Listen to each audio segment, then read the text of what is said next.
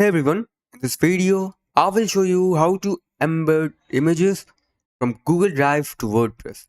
If you find this video helpful, make sure to hit the subscribe button and leave a like.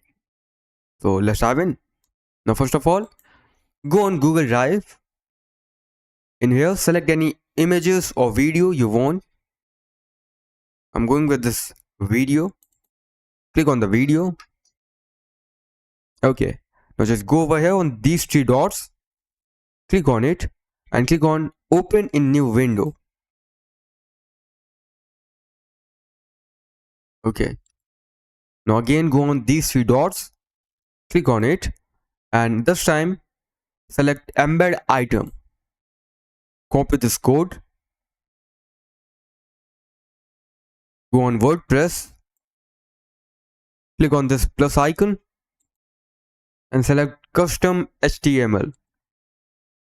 Now paste the code here and click on preview.